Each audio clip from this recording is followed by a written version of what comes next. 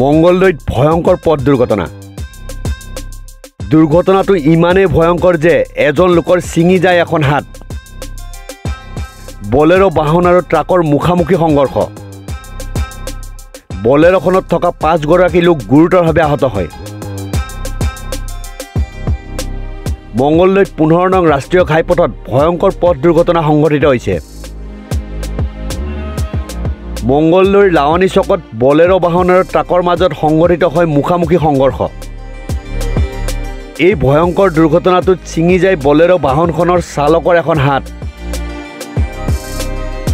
চালক জুবিন মহন্তক সংকটজনক অৱস্থাত নিখাই প্ৰেৰণ কৰা হয় গুৱাহাটী মেডিকেল কলেজ হাস্পতাললৈ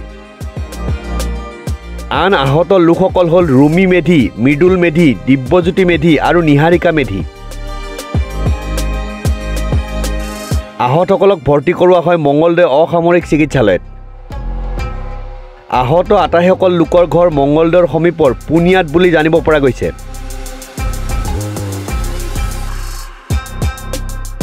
নিউজ ডেস্ক ৰিপৰ্ট নিউজ 13